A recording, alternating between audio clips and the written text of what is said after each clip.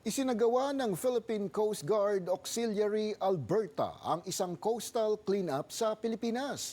Ito po ang bagong tayong Coast Guard Auxiliary na para sa mga Pilipino sa Alberta.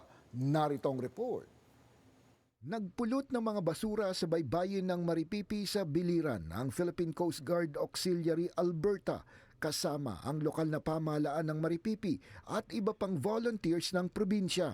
Ang initiative na ito ay nagpapakita ng environmental protection na hindi lamang tungkol sa paglilinis ng baybayin, kundi pati na rin sa pagpapalakas ng partnership sa pagitan ng komunidad, lokal na pamahalaan at ng Philippine Coast Guard Auxiliary. Mahigit 30 ang nakiisa sa proyekto kabilang ang National Police, Bureau of Fire at iba pang local agencies ng Maripipi.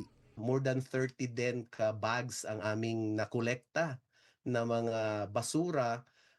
Hindi pa kasali yung mga kahoy kasi sa isang isla, ang daming mga kahoy na napuputol, mga branches na talagang kung hindi rin siya lilinisin, pwede siyang matangay papunta sa dagat. Kaya malaking bagay din yon na kiniklear natin ang ating mga baybayin.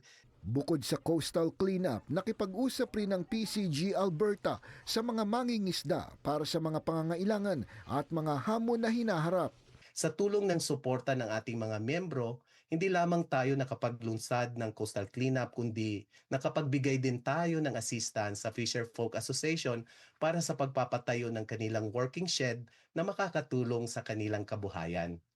Katatayo pa lamang ng PCGA Alberta at naging aktibo na ito agad sa kanilang misyon na mag-organisa ng isang sistema para makatulong sa mga kababayan sa Pilipinas kahit nasa ibang bansa. For example, yung katatapos lang na lindol, nag-activate kaagad ang ating auxiliary na makatulong. So, kinaskid natin ito sa ating mga miyembro at ang mga miyembro na gustong tumulong ay pwedeng makapagbigay ng kanilang suporta sa pagpapadala through the established channel, chain of operation, at mabilis nating namomobilize at ang pagpapadala ng ating tulong sa mga taong nasalanta o naapektuhan ng lindol o kahit man bagyo.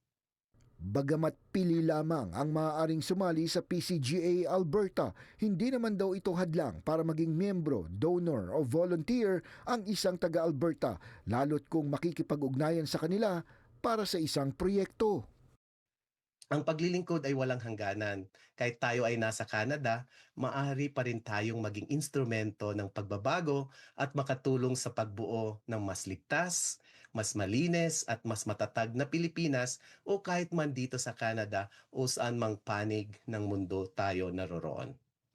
Marami pa anyang mga proyektong pinaplano ang PCGA Alberta at kailangan ng tulong at suporta mula sa mga Filipino-Canadians, mga pagtulong na para sa mga nangangailangan sa Pilipinas man o dito sa Canada.